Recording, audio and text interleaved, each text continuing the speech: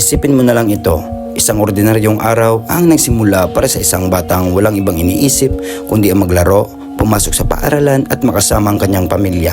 Walang sinuman ang naghinala na sa loob lamang ng ilang segundo, magbabago ang kanyang buhay magpakailanman. Biglang yumanig ang lupa ng napakalakas. Ang mga gusali ay nagsimulang gumalaw. Ang mga bintana ay nabasag at ang mga tao ay nagsisigawan habang nagtatakbuhan para iligtas ang kanilang sarili. Sa gitna ng kaguluhan, isang malaking gusali ang bumagsak.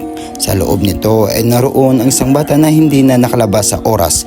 Sa isang iglap, natabunan siya ng toneladang semento, bakal at mga guho. Pagkatapos ng lindol, halos wala nang marinig kundi ang iyak ng mga tao at ang tunog ng mga sirena. Agad na nagsimula ang rescue operation. Isa-isang hinanap ng mga rescuer ang mga posibleng nakaligtas, ngunit habang lumilipas ang oras, lalo pang humihina ang pag-asa. Marami ang naniwalang wala ng buhay na natitira sa ilalim ng napakalaking bunto ng mga guho. Sa ilalim ng wasak na gusali, ang bata ay nakulong sa isang napakakitid na espasyo. Madilim, mainit sa araw at napakalamig sa gabi. Halos wala siyang makain at mainom. Hindi niya alam kung ilang oras na ang lumipas. Hindi rin niya alam kung may naghahanap pa ba sa kanya. Ang tanging mayroon siya ay ang pag-asang may makakarinig sa kanya. Habang lumilipas ang bawat minuto, pilit niyang nilalabanan ang takot. Maraming beses niyang narinig ang paggalaw ng mga bato at bakal sa kanyang paligid. Bawat tunog ay maaring maging hudyat ng pagdating ng tulong o ng panibagong panganib. Ngunit sa kabila nito, hindi siya sumuko. Sa ibabaw ng mga guho, walang tigil ang mga rescuer. Kahit pagod na sila, patuloy silang naghuhukay gamit ang kanilang mga kamay, pala at espesyal na kagamitan. Alam nilang bawat segundo ay mahalaga.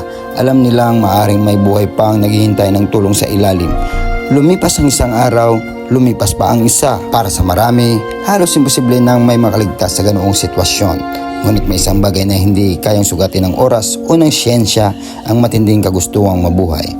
Pagkaraan ng ilang araw habang tahimik na nakikinig ang mga rescuer sa ilalim ng mga guho, may mahina silang narinig. Isang tunog, isang katok, isang sinyalis na maaring may buhay pa. Agad nilang itinigil ang malalakas na makina at maingat na sinubukang tukuyin kung saan nanggaling ang tunog. Habang papalapit sila, lalo silang nabuhayan ng loob.